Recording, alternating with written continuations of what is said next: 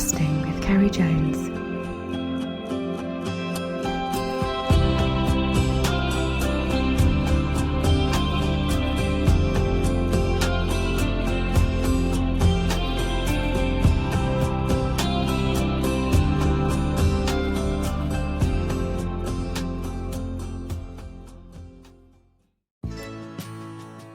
Hi guys, and welcome to this week's podcast. Last week, I was covering the Bank International final at Garnffrwd, doing the photography for the Welsh Salmon Trout Association. It was a great event, and probably the closest result for some time, with Ireland taking gold narrowly, beating Wales into second place, with England third and Scotland in fourth position. I catch up with the Ireland team manager to chat about their tactics and flies which brought them success. He himself has over 40 years experience as a competition angler and has gained many achievements over the years at national and international level. Welcome to my chat with Campbell Baird.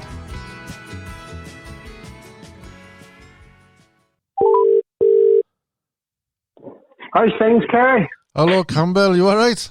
Yes, all good. All good. Good. Are you at the fishery? Yes, I'm at the fishery now. Have you got anyone braving the weather? I don't know if it is. No, but not today. It's the same year. It's absolutely horrific here today. Yeah, we're the same. It's very, very windy. So when exactly are you then? Carrickfergus, County Antrim, so probably 10 miles from Belfast. Is that where you were originally from? Yeah, that's where I grew up here. Well, I grew up in Belfast, but moved whenever I was 3 years of age. All right. So, we'll chat more about the fishery in a minute, but there's one thing I got to start it off by saying congratulations. Thank you very much. Quite a final, wasn't it? Yeah, it was very good. It was a fair final. You know, the fishing was tough, but that's good. The pegs were all very fair for everyone. It wasn't heavily stocked, which is great. It made for a much better match, rather than an out-and-out stocky bass. Yeah. So no, we thoroughly enjoyed the fishing. It was testing at times, but sure, that's what fishing's about. Oh yeah, absolutely. So, have you been there before to Garnffrwd? Yes, I was in Garnffrwd probably maybe 8 years ago for the Bank International as well as part of the team. Oh, right, yeah. How did you do then? And we didn't do very well. Oh. I think we were third. Yeah, we didn't do very well. So you made up for it this time then? It was different this time. I was going to, because I was there covering the event for salmon and trout, and I was, I didn't have a chance to speak to you during the day, and in the night I thought, right, we'll have to get together and chat. But we had a few too many creamy ones, and things got out of hand. And I left, and I think you actually, one of the late ones, you stayed there with Jamie Miller, I think, for a while. I'm always the last one. We always.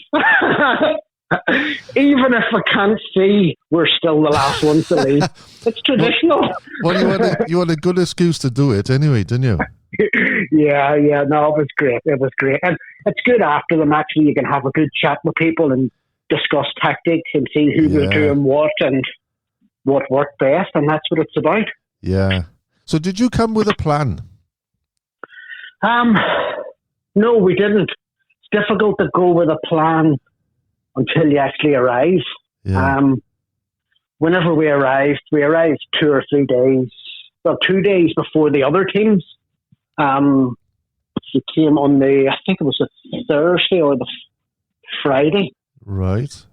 So we had the lake pretty much to ourselves for the first day and a half, which, it's good because it lets you see it lets you see how easy the fishing is at the start with the fresh stock fish. Yeah. And whenever Jamie had said to everyone that he wasn't putting in any more fresh stockies, so then, the fresh stockies aren't going to last for 5 or 6 days. They're going to get hammered. And after 2 or 3 days, you're going to have to start and target the resident fish or the fish that have been in for a while, and that's exactly what we done. I noticed because I was walking around taking photographs, and you were fishing very imitative patterns and fishing very light. And I fished Garnffrwd many times over the years. It can be hard, like any water, with a bit of catch and release, because fish are put back and then they're more weary. But with the international, for the 2 or 3 practice days beforehand, there wasn't a peg free for them to hide, really. So they were stressed, I guess. So you had to really, think about things. Yeah. Well, that is quite normal. If the lake had been stocked maybe a week or 2 weeks beforehand, and the fish do get hammered, and they'll only be caught a few times, and then they start and get wise. People would say about stocky rainbows, they're easy and they're stupid old things, and they'll take anything. At the start, any stocked fish, whether it's rainbow or brown, will take anything, and it is quite easy. But once they wise up a bit, and once they've been caught a couple of times, and once they understand what natural food is, rather than just reared in pellets, they do get wise. And we had to fine tune our whole setups right down to basically river tactics. 4, 5, 6 weight rods at the very heaviest, and tippet material 0.12, 0.14, which is maybe 4 pound breaking strain at the very heaviest. At one stage, I had went down to 0.09, which is probably about 1 pound 8 ounce tippet material with dry flies, just to see if I could catch them. And I could catch them. Playing them was a bit tricky. You could get them in, but it was going to be very difficult to go that light, because you're going to have anglers either side of you. And if the fish takes a run to the left or to the right with that light of leader material, it's impossible to stop it. So you're going to end up impeding other anglers' fishing time, but also maybe getting tangled up and broken off. So we decided not to go for dry flies, but to just go for very small nymphs. Size 20 buzzer, just a single size 20 buzzer. Size 20? Size 20 apple green buzzer, yeah. Jeez. And a small, like a pheasant tail nymph as well. Were you fishing that under the bung, or was it just free? No, we started off under the bung. We noticed that at the start it was fine. You could fish the bung like a foam bung or something like that. But we noticed then the takes were getting very, very touchy. You could see the bung just moving ever so slightly and then nothing. Yeah. So we knew that they could feel the resistance of the bung once they were taking it, because the fish are just cruising there very slow. They're taking the fly, very slowly and just swimming on with it. So they were feeling the weight of the bung, so they were spitting the hook out or getting rid of it. So we ended up using CDC dry flies. So we're basically fishing dry dropper as you fish in the river. And that seemed to be our best method. It was very, very fine tippet. Did you start using that method in the practice days as well, or was it throughout the week then you were thinking, right, we need to fine-tune this? We didn't use it at the start. We just went for normal tactics, lures, cat's whiskers, all that sort of stuff, just to target the stocky fish. Yeah. Then after 2 days, I noticed a lot of Carrickfergus. And the Carrickfergus were coming to the surface, as they do, pop out, fly, and then drop back in again. And I noticed in the calm conditions, a lot of the Carrickfergus are getting stuck on the surface, and the fish were just sipping away at them. Did you? So, yeah, we switched over to a very slow intermediate line and a size 12 UV cruncher. And we tried 2 flies, and they seemed to be they kept taking the point fly, which was well away from the fly line. So we ended up discarding the dropper fly completely and using long tapered leaders going down to 0.14 diameter and a single size 12 UV cruncher. Yeah. And that's what 80% of our fish were caught on. Well, maybe 70% on the UV cruncher and 30% on the single nymph. The fish were spread out, I noticed as well, because up in the lodge you could take a look round and see where people were catching fish. Which is good to see, because in the past there's always hot spots, especially with the draw being made, because you did the draw as well for your team. Yeah. And everyone's thinking, what pegs do you want? What pegs, you're going to have to avoid. But they were totally spread out everywhere, weren't they? Yeah, it didn't bother me what draw we got this time. Normally you would be looking at good pegs because of a heavily stocked lake. But because Garnffrwd wasn't heavily stocked, it actually made the whole lake fish much fairer and made for a much better competition. Yeah. I noticed. I was there the day before and it was flat calm, bright sun, and I didn't see hardly any fish being caught. And I thought, oh no, it was good. I was feeling for Jamie. And then on the international day itself, then the forecast was better. There was a breeze and a bit of overcast. So I thought there's a chance then, of fish being caught. But when you all started, I was waiting now, right? There's going to be some action straight away. Yeah. Very often the case, especially with Garnffrwd, I found more than any water, the morning always fishes best. And then, but it just slowed. It probably no one had, well, I don't know if no one, but very few fish were caught in the first hour. And I thought, it's going to be one of those days. But it soon changed. Yeah, it did. And that just shows that it's not fresh stockies that the people were fishing for. It was fish that, resident fish that maybe don't switch on early in the morning. They waited until the temperature got up a bit better and actually flies started to hatch off or Carrickfergus started to move around. So that would have been normal for a lake that hadn't been stocked heavily. Yeah. Perfect. Did you have a mixture of fish? Because I know there's obviously the rainbows. They got some lovely browns in it and Spartics. No, we didn't target the browns or the Spartics. We hardly caught any in practice. Right. I would say I'm not too sure about their feeding habits. Whether they're a bottom feeder or not, and we hadn't got enough time to try and work that out. So we just targeted. We knew there was a lot of rainbow trout in there, and we knew that they were good feeding trout once they were moving, and that's what we targeted rather than the Spartics because most of the Spartics that were put in, or most of the stocking a couple of weeks before, were the Spartics, but I think we only caught maybe 3 or 4 over a week's period. Was it? So whether or not our tactics didn't suit that strain of fish, or whether they just hadn't switched on with the weather, I'm not sure. Yeah. Well, your team did really well. By lunchtime, you can say, in the first half, you were in the lead, I think, and we were close by a second. So we knew so we knew we was going to be close. Now, as regards, I know the Welsh team individually, I know them all quite well. But I was looking at your team, and very often the case with Ireland, they're more suited to loch style. But am I right in saying that? Because I noticed Basil was there. He's a definite loch style man, isn't he? So I was surprised. Yeah. Are the others the same? No, most of them are stillwater or river anglers. We would have had 3 of the team have been on at least 4 other bank teams each. So no, Basil would probably have been the only real loch style angler that we had. Yeah. The rest of the guys were river anglers or all round anglers, but mostly still water. You must have coached him well then, because he did all right. Basil's a great angler. He's a terrific angler.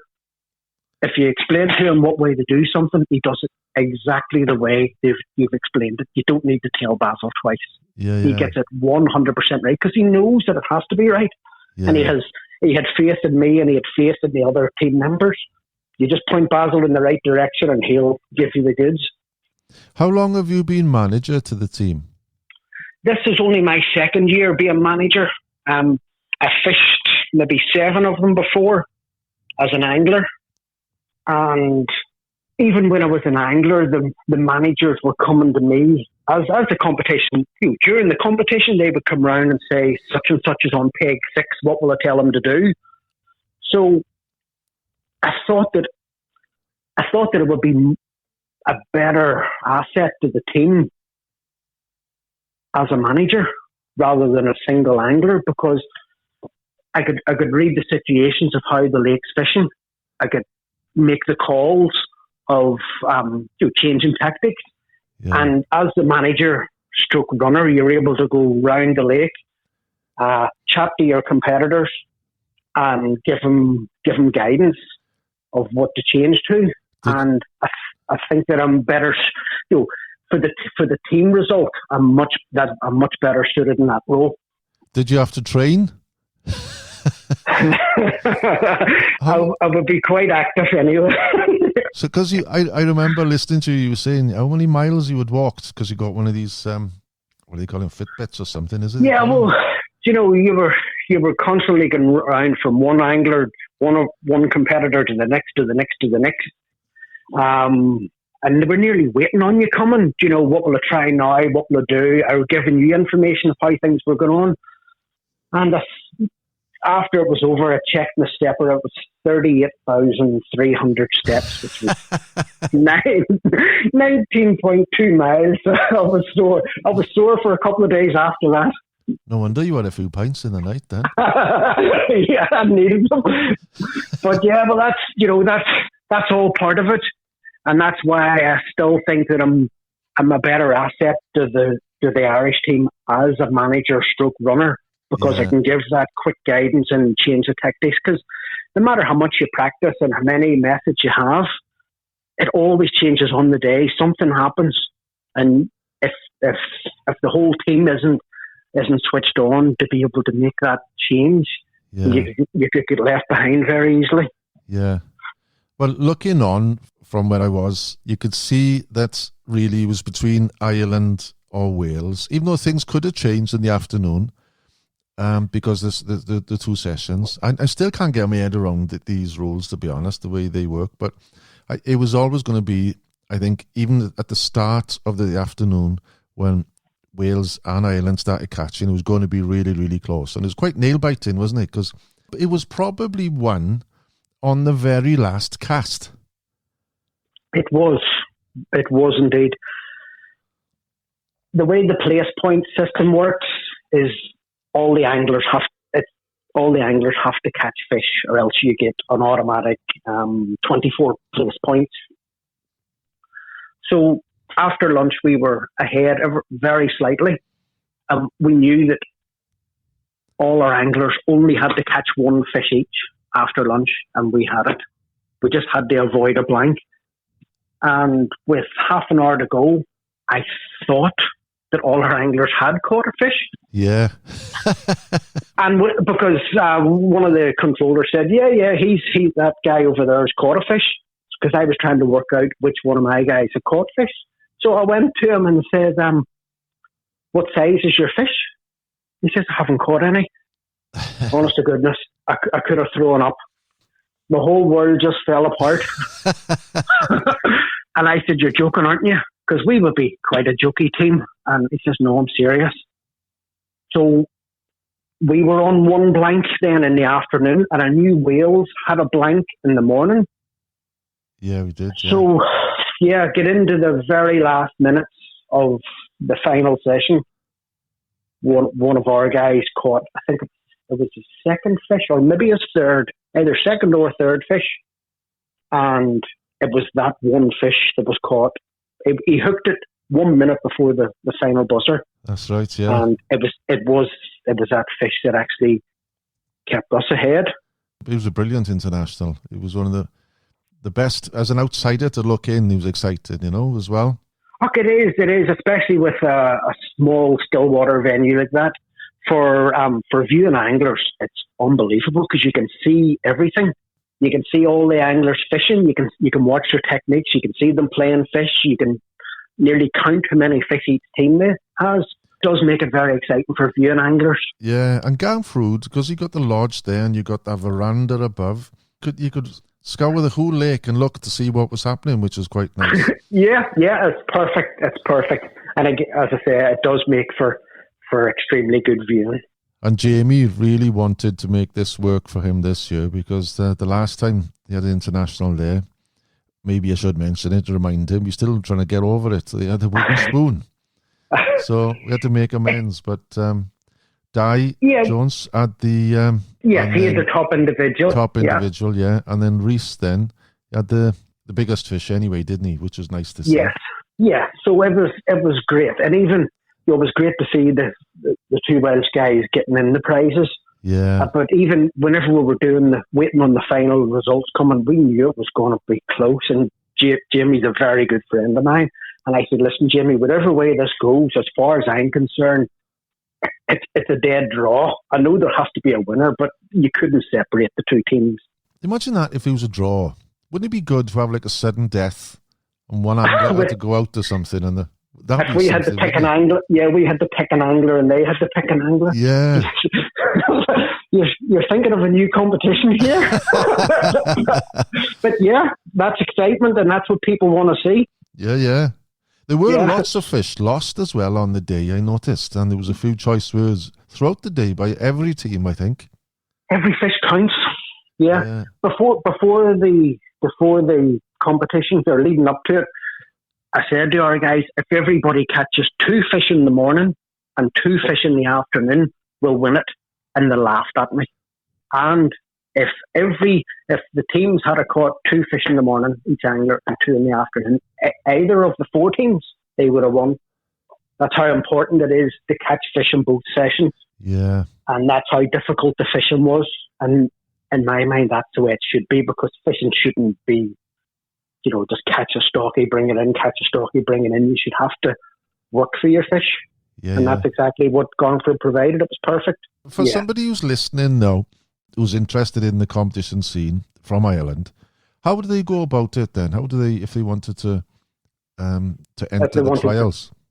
Yeah, it's dead simple. The trials are ran through TAFE, who are the Trout Angling Federation of Ireland. They have 4 provinces, Ulster, Leinster, Munster and Connaught. And in each province they would have their fish-off, their qualifier. So all the anglers would go along, fish their qualifier. The top 6 from each province then come together and fish in All Ireland Championships. So you would have 24 against each other on that day. And then the top 6 make the international team, and number 7 makes the reserve. So it's very, very easy to enter, and we run the qualifiers during the winter time, right? Because most of them are on rainbow trout waters. So we would have our qualifiers between October and February, and we normally hold our All Ireland Championships in March. We've actually just finished our Ulster qualifier 2 weeks ago here at Woodford Fishery. So we have our Ulster team selected already for the All Irelands. So it's too late for somebody, if they wanted to fish it now anyway for next year, they'd have to leave it till the year after then, would they? Yes, they would need to leave it until the year after. Yeah. You had to wait a long time for this one, didn't you? Because of COVID. I think it's officially the 2019 international it was. It was indeed, yeah. It was.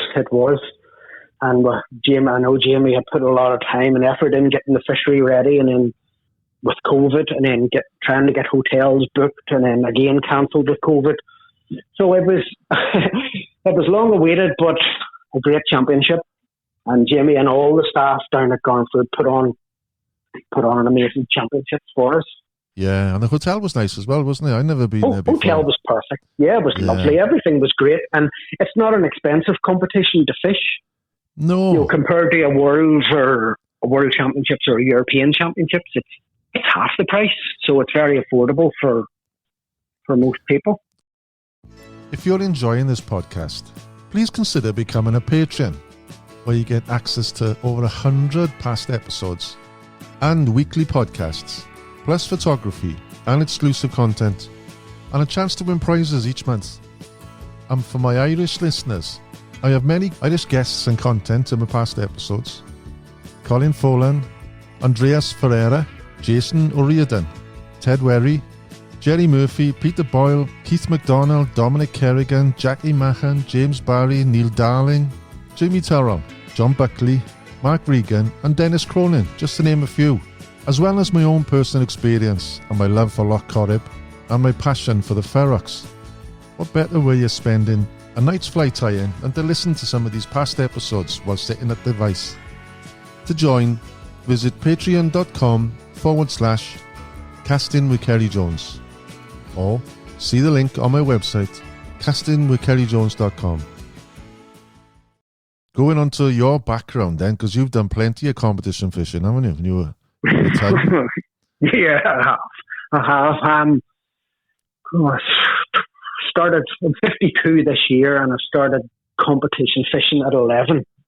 Right. So quite a long time competition fishing. I started off individual competitions just round the put and take fisheries, and then onto the big lochs of Ireland, fished those competitions, and then my local fishery here, Woodford in Carrickfergus, Darren, the old manager, he put together a team, and it was a 6-man team to travel to England to fish the likes of the Lexus Championships and the Anglian Water Championships. Yeah.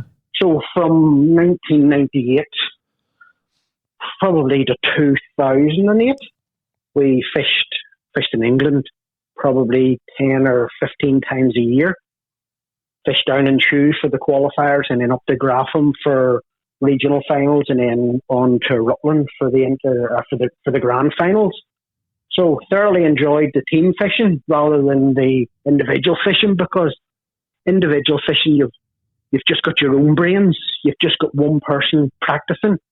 Where if you're in a team of 5 or 6 anglers, you've 5 or 6 different anglers fishing. You can try 5 or 6 different methods, and you've got 5 or 6 different brains trying to give information and then work out the best method on the day. So I absolutely love the team fishing much more than the individual fishing.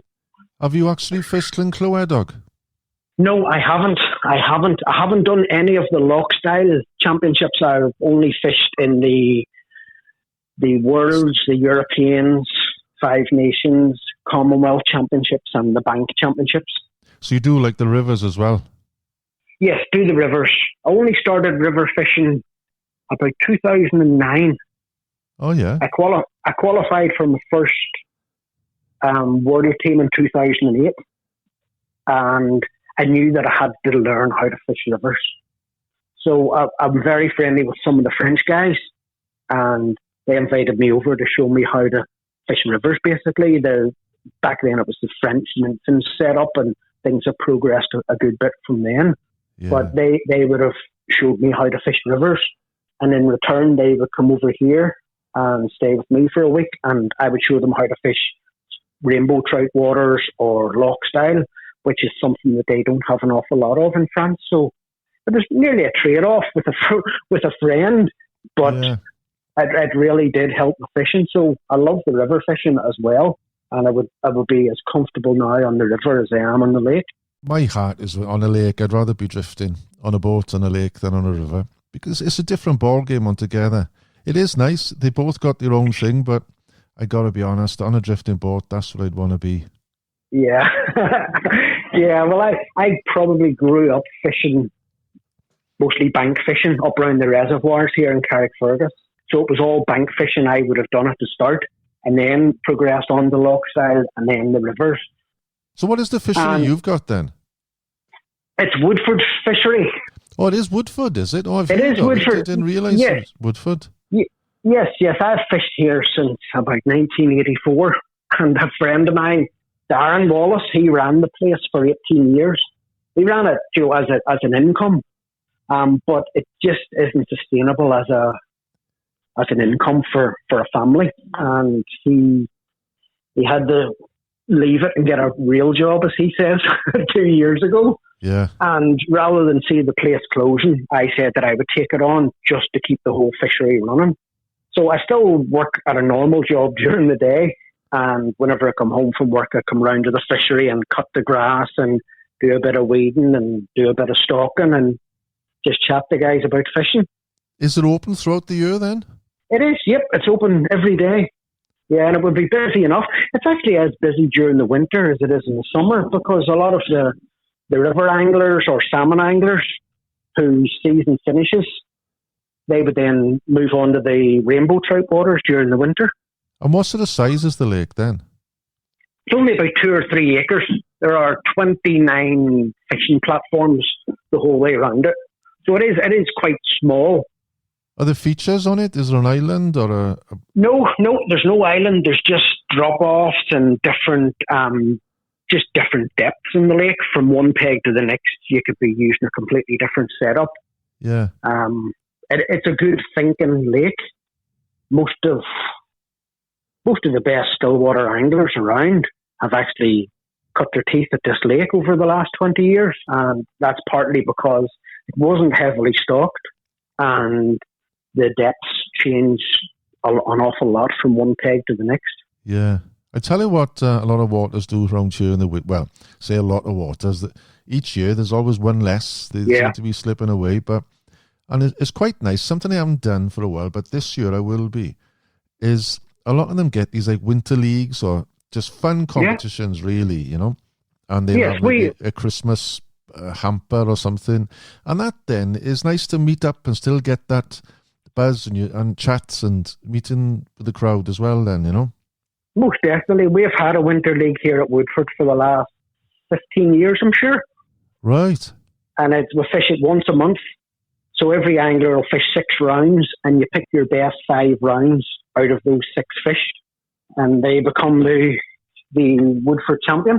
And we also have a Christmas competition in memory of Jimmy McBroom, who was a guy who worked here and passed away a few years ago. So, yeah, we would have those competitions during the winter just to keep everybody out and about and a bit of interest. Did the team have a practice there before you came over here? No, we didn't. We didn't, because Woodford isn't like Garnffrwd. Right. So there was no point really practicing on a water. Yeah, the thing is... It doesn't fish the same way. Yeah, the thing is you can do as much practice as you want and until you get practice days before the international, really, isn't it? That's right. Things can change. I know you've done so much competition fishing. Where is it you go for your pleasure fishing? I believe it or not, I don't. I don't do any pleasure fishing at all. If I go fishing, I'm either practicing for a competition or practicing a method for competitions leading up. Yeah, what would be the nearest, you could say, the big named lakes? Is Sheeling far from you? Would that be one of the nearest? Yeah, well, you could go to Sheeling in a couple of hours, hour and a half. Loch Oul, Loch Erne, Loch Melvin, and then up to the Rosses lakes in Donegal. So they're all within an hour and a half to 2 hours from me. Yeah. So it doesn't take much to get you down to the big lake. Do you spend much time in the Western Lakes? Yes, I do. Well, probably the last 25 years, we would have went to Loch Corrib for the duck fly for a week, and then again for a week in the mayfly. How did you do this year? We haven't been this year at all. Just with a new job and taking on the fishery, I've hardly had a minute to go away. Where is the Bank International next year? Next year is in Scotland, so I'm not too sure of the venue. I don't know whether that's finalised or not.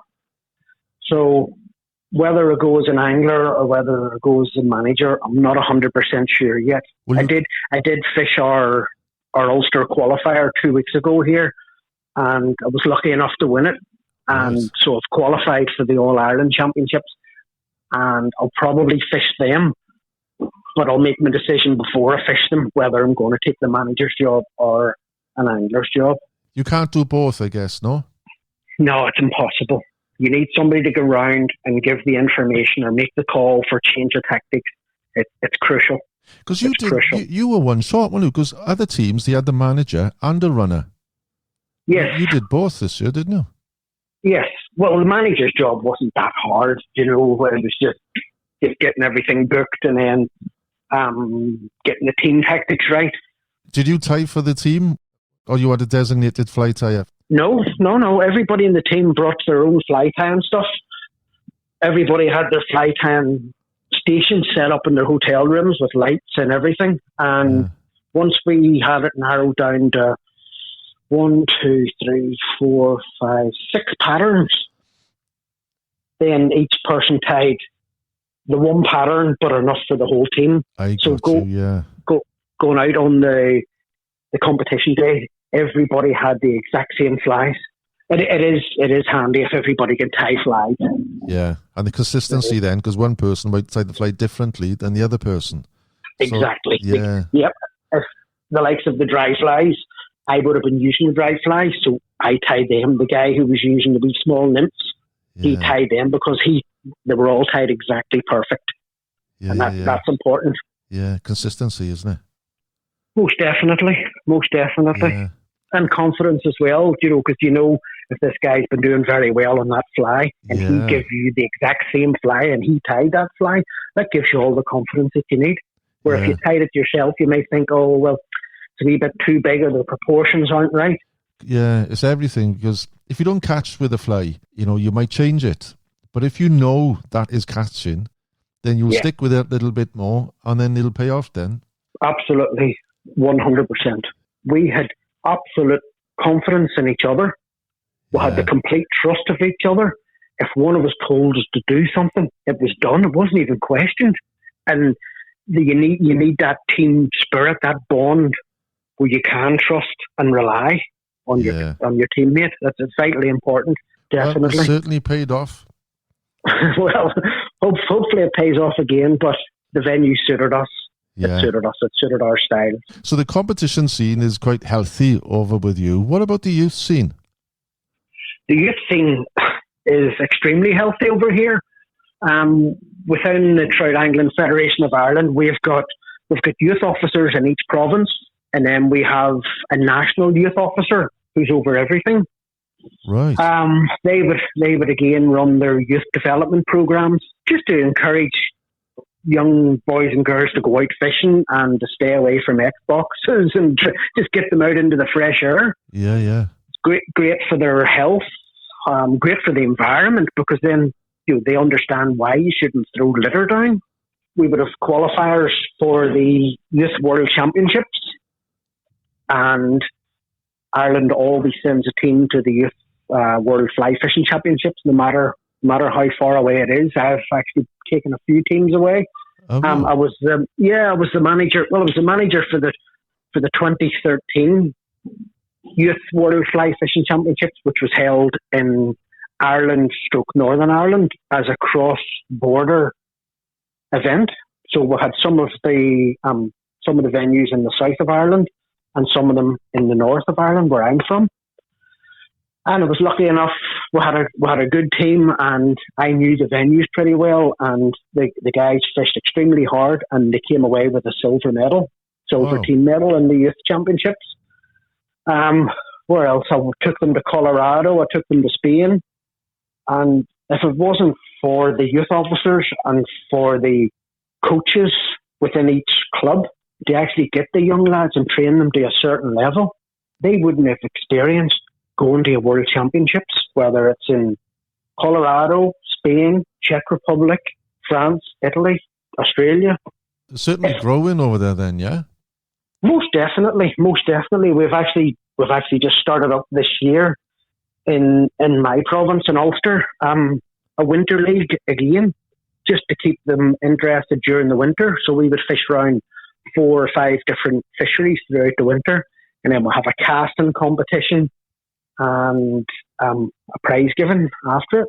That's brilliant. So it's really just to encourage them. Yeah. Do you get girls fish as well? We do.